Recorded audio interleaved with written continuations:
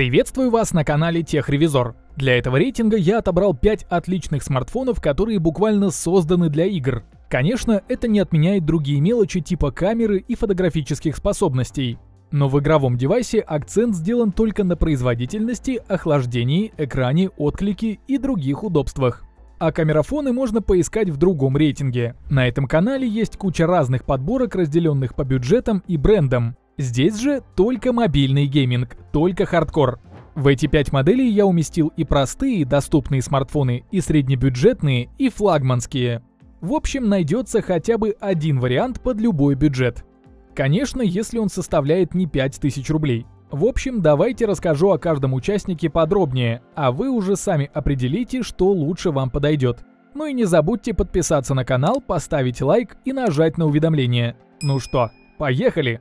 Открывает рейтинг Infinix GT 10 Pro.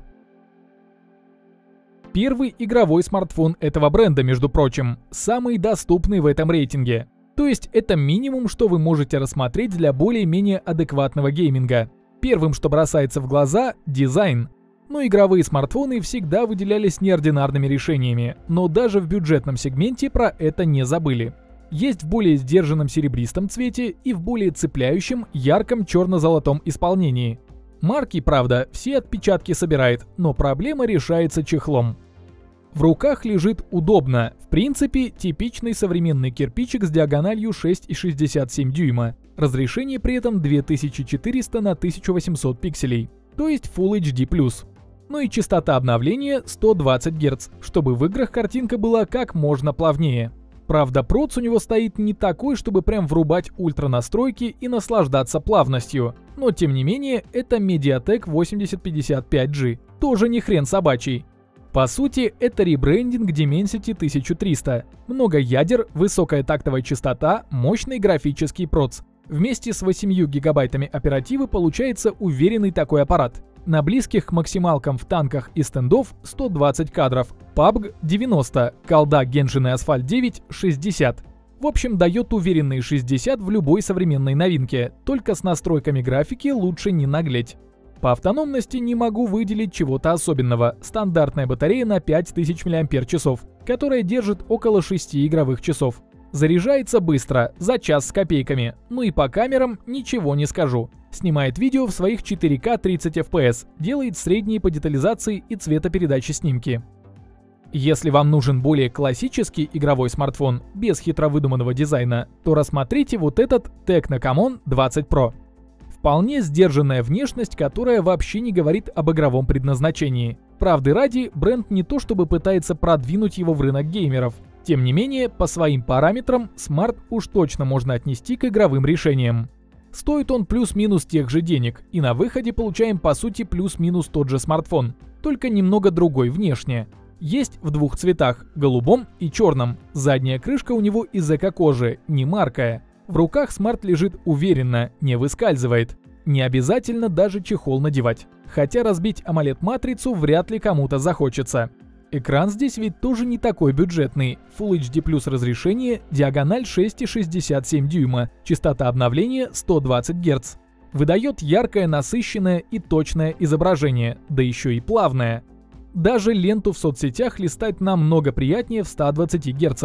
Но нам они нужны для игр. А чтобы их вытянуть, сюда не придумали поставить что-то другое, кроме как тот же MTK 8050. То есть по производительности мы получаем ровно такой же смартфон. Даже конфиг памяти у него 8256. Но в синтетических тестах Tecno, конечно, кое-где показал небольшой прирост. Процентов так на 5. Но это мало на что влияет, поэтому игры он тянет точно так же, как и прошлый Infinix. Камера при этом тоже ничем не выделилась, ну и автономность на том же уровне, который задают 5000 мАч. Зарядка только немного слабее, на 33 Вт. Но заряжается он разве что минут на 15-20 дольше, поэтому ничего критичного в этом нет. А вот уже третью строчку топа занимает Poco F5 Pro. Это смартфон из другого сегмента цен, из другой лиги.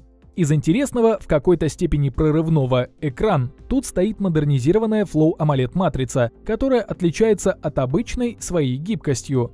Благодаря этому получается сделать нижнюю рамку еще тоньше, за счет чего дисплей у смарта занимает большую площадь. Также у него не самое обычное разрешение Quad HD+, это 3200 на 1400 пикселей. То есть на те же 6,67 дюйма картинка получается более четкой, детализированной. Но, как по мне, и Full HD+, вполне достаточно. Хотя, конечно, все равно свою роль такое разрешение играет. Матрица дает яркую картинку с точной передачей цветов, плавную частоту обновлений до 120 Гц с поддержкой HDR10+, и Dolby Vision, который добавляет натуральности и объема. В общем, получается, что у этого Poco экран более навороченный.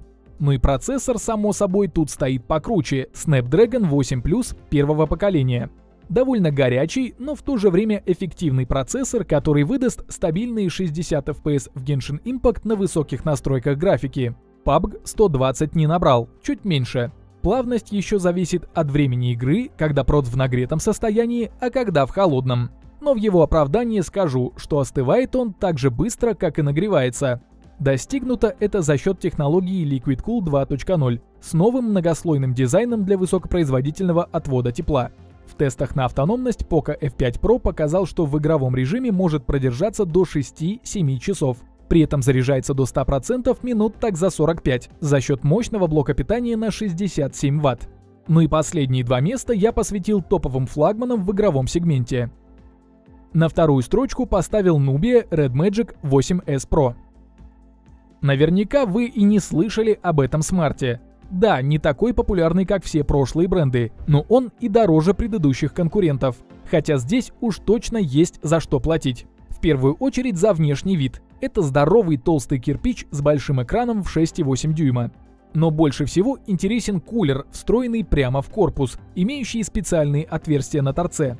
Он еще и подсвечивается. Очень необычное решение, но для охлаждения проца на что только не пойдешь. Да и геймеры по-любому заценят такую фишку. Здесь стоит слегка подразогнанный Snapdragon 8 второго поколения. Также на торцах есть сенсорные триггеры, дополнительные кнопки, которые распознают одиночные и двойные касания. Играть таким образом первое время вообще непривычно, но потом затягивает. Есть в этом даже какое-то преимущество. Интересен и экран. Не своим разрешением или матрицей, а другой деталью. Заметили, что на экране нигде нет фронтальной камеры, а она есть. Просто ее сделали подэкранной, и какая-то черная точка виднеется разве что при высокой яркости на светлом фоне. А в целом это все тот же офигенный, яркий и насыщенный AMOLED-дисплей с частотой обновления 120 Гц и разрешением Full HD+. И все это на здоровенные 6,8 дюйма. В общем, для игр то, что нужно. Автономность стандартная, батарейка на 6000 мАч и зарядка на 65 Вт. Но вот камеры здесь достойные, как для игрового смарта. Есть даже возможность съемки в 8К 24 FPS, ну и 4К 60 кадров соответственно. Лидером рейтинга стал Asus ROG Phone 7. О нем вы уж точно слышали, если интересуетесь мобильным геймингом. Точно такой же топовый девайс на уровне прошлого Nubia. Да, у него нет встроенного в корпус RGB-вентилятора, но есть навороченные ультразвуковые триггеры, которые распознают 9 жестов: нажатие, горизонтальный и вертикальный слайд, проведение, двойной раздел, двойное управление, наведение гироскопа и так далее. В общем, над этим реально заморочились. Тут не отделались лишь одинарным и двойным тапом. Подсветка у него тоже есть. На спине присутствует логотип ROG Fearless Eye, цвет которого можно регулировать самостоятельно. Да еще и перебирать оттенки свечения вплоть до градиента. В общем, RGB тут тоже имеется.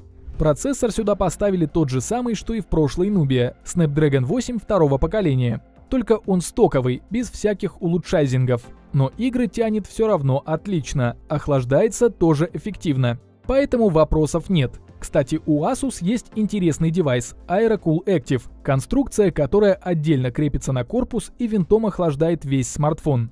Выглядит очень футуристично. Жалко только, что в комплекте такое не кладут.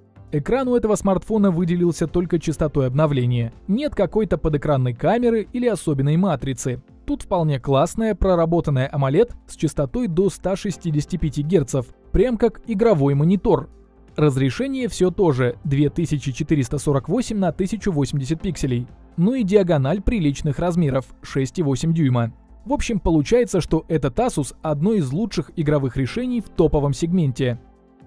На этом мой рейтинг подошел к концу. Стоимость всех моделей рейтинга можно посмотреть по ссылкам, оставленным в описании и закрепленном комментарии. Подписывайтесь на канал, ставьте большие пальцы вверх, а также не забывайте включить уведомления, чтобы первыми узнавать о выходе новых рейтингов и обзоров техники. А с вами была команда канала Техревизор.